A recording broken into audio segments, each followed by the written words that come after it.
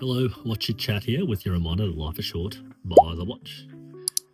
Today we're talking about the Railmaster, and I have reviewed this watch before, but it's a very topical one at the moment because Omega just recently released a new Railmaster. This was discontinued last year, and they've had another crack at it. I think there's been a lot of hate online for the Railmaster in terms of the latest releases. It's always treated as lazy, I guess. So I thought I'd get hands-on, and I visited the boutique and had a look at a couple of the variations. Now, I had a look at the brown variation, and it had the small seconds arrangement. Look, it was okay, and I guess this didn't really suit my skin tone, so it's a no for me. It's got somewhat of a gradient dial with the almost faux patina markers.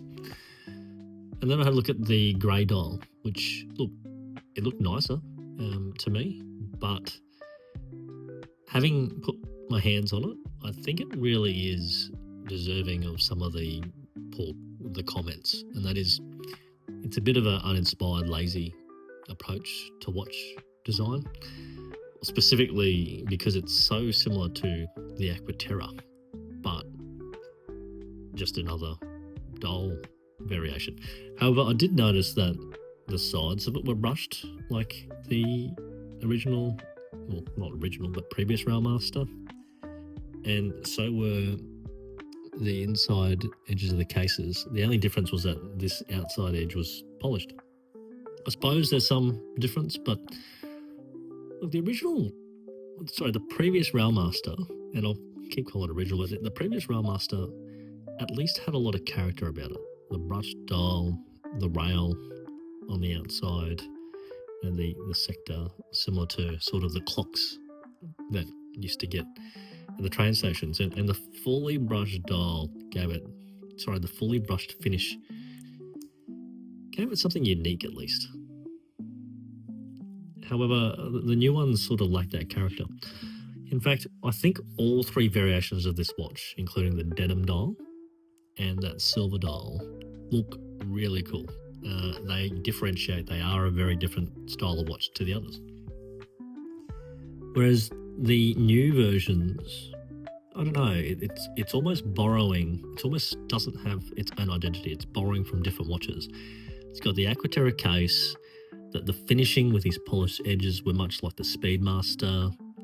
The dial was like an Aquaterra, and really there was nothing really special and unique to it.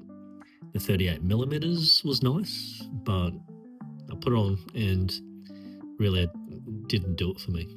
So I think a lot of the hate is somewhat warranted in terms of the laziness of the design. I actually think what would have been really cool is, much like the Speedmaster 57, they released that in 4 variants. That was the burgundy, the blue, the green, and the sandwich dial. And having said that, if you look at this Railmaster, this actually deviates quite a bit from the original trilogy release in 57. What I think would have made this release a little bit more, I suppose, in line with what they were going for, and that's some of the heritage design, is if they actually released an original or sort of a variation that was similar to how they released the Speedmaster 57. That was a sandwich dial. And I think it would have been really good if they released this in somewhat of the original vintage looking dial. That way it would help the customer sort of see some of that heritage and see some of the linkage back to the original Railmaster, while giving you 2 other playful options. Also had a look at the grey on the strap, not just the bracelet. I gotta say, the strap looked a bit odd. I would have thought that it'd probably look a bit better if it had a curved spring bar, just to sort of hug the face a little bit more. Anyway, that's my thoughts on the Railmaster. Only time will tell. We'll see how it goes, and you never really tell until you put the watch on. I put the watch on and it felt good, but it really just didn't do it for me. So if you like that video, please click like and subscribe. And remember, life short. By the watch.